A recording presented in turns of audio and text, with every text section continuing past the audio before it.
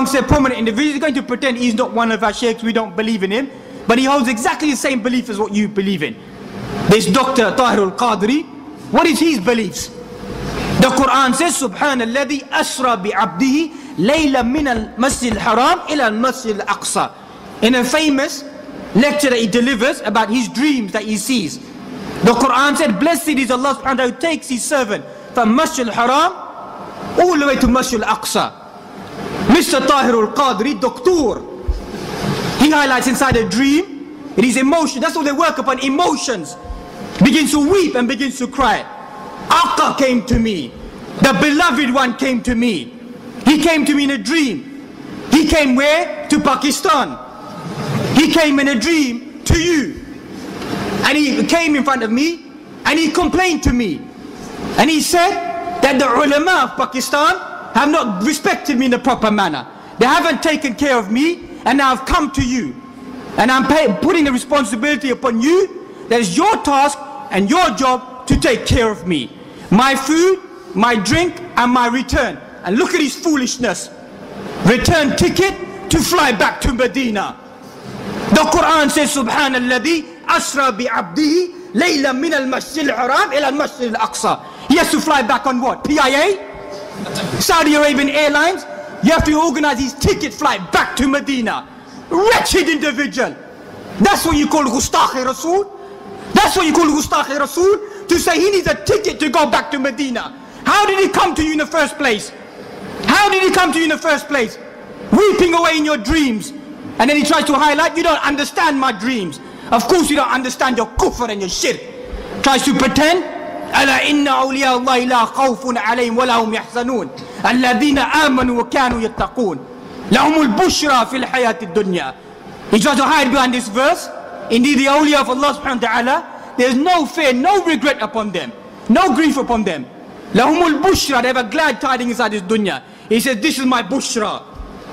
This is my glad tidings given to me. These are the glad tidings from Allah subhanahu wa ta'ala. This is what he believed in. And then some years later you find can't make up his mind, can he? He's cutting a cake with a Christian priest.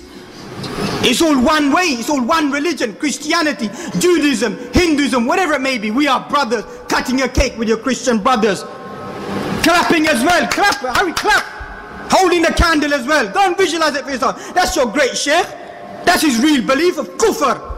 Pure kufr. That's what it is.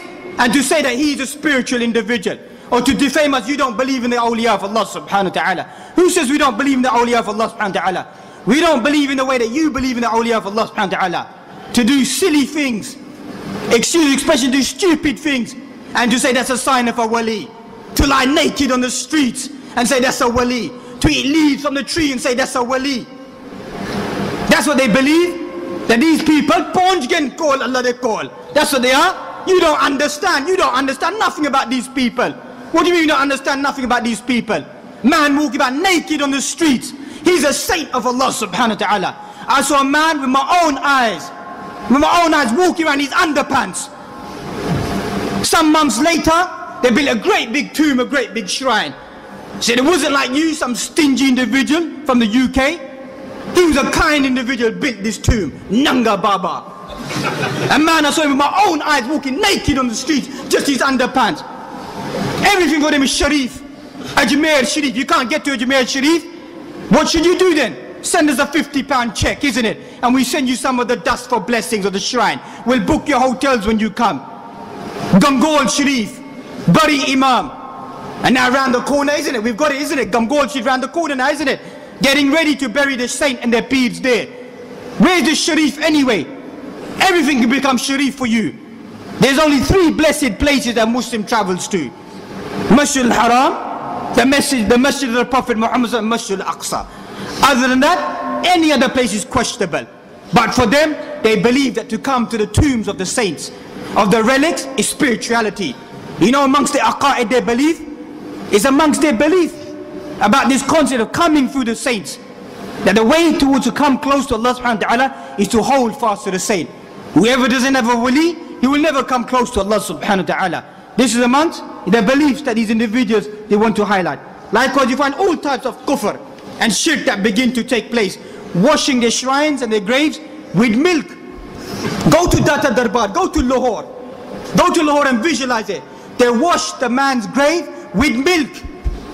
With milk, Hindu rituals. Cover it with milk, wash it with milk, and say this is supposed to be some form of tabarruk, some form of blessings.